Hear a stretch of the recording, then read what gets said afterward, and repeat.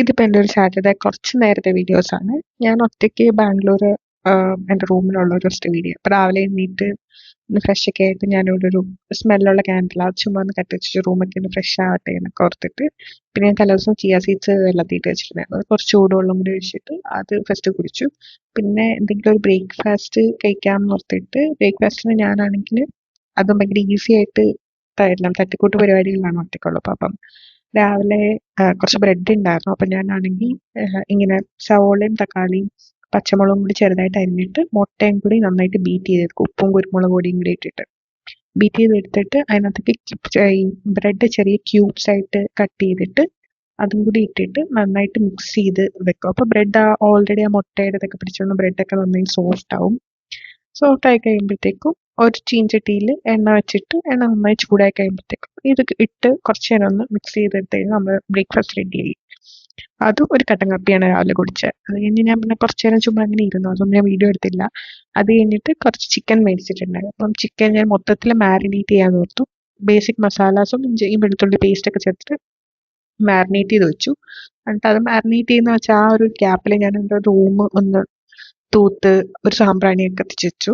അത് കഴിഞ്ഞിട്ട് ആ മേടിച്ച് വെച്ച ചിക്കനിൽ ഒരു പകുതി ഞാൻ വറുക്കാമെന്നാണ് ഓർത്തത്. കാരണം ഞാൻ ഒരാളല്ലേ ഉള്ളൂ, അപ്പോൾ എനിക്ക് ഒത്തിരി ബിരിയാണിയുടെ ആവശ്യമൊന്നുമില്ലല്ലോ. അപ്പം ഞാൻ അങ്ങനെ കുറച്ച് വറുത്ത് മാറ്റി വെക്കാം.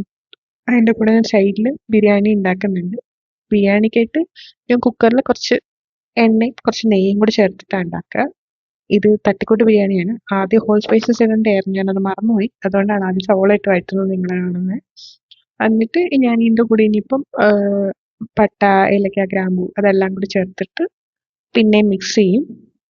നന്നായിട്ട് മിക്സ് ചെയ്ത് അതൊന്ന് മിക്സായി വരുമ്പോഴത്തേക്കും നമ്മൾ സവോളയൊക്കെ വരുന്ന ആ ഒരു ടൈം കൊണ്ടിട്ട് നമുക്ക് ഉപ്പ്, മുളക് പൊടി, പിന്നെന്താ മഞ്ഞൾപ്പൊടി, കുറച്ച് മസാലപ്പൊടി, ഒരു ശകലം ഗരം മസാലയും കൂടി ഞാൻ ചേർക്കുന്നുണ്ട്.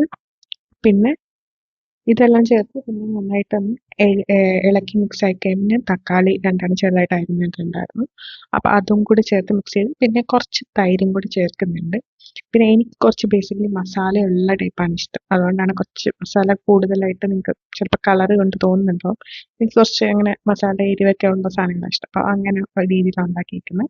പിന്നെ ഞാൻ ഒരു ഗ്ലാസ് അരി നേരത്തെ തന്നെ കഴുകി മാറ്റി കുതിർത്തൊരു 10 മിനിറ്റ് വെച്ചിട്ടുണ്ടായിരുന്നു. അപ്പോൾ അത് കൂടി ചേർത്തിട്ട് മിക്സ് ചെയ്തിട്ട് 1 ഗ്ലാസ് അരിക്ക് 2 ഗ്ലാസ് വെള്ളം, ആ ഒരു കണക്കിലാണ് ബിരിയാണി വെക്കുന്നത്. ഇത് ഒരു പ്രോപ്പർ ബിരിയാണി ഒന്നുമല്ല, ഇത് ഭയങ്കര തട്ടിക്കൂട്ടായിട്ട് ബാച്ചിലേഴ്സിനൊക്കെ പെട്ടെന്ന് ഉണ്ടാക്കി കഴിക്കാവുന്ന ഒരു ബിരിയാണി, അത്രേ ഉള്ളൂ.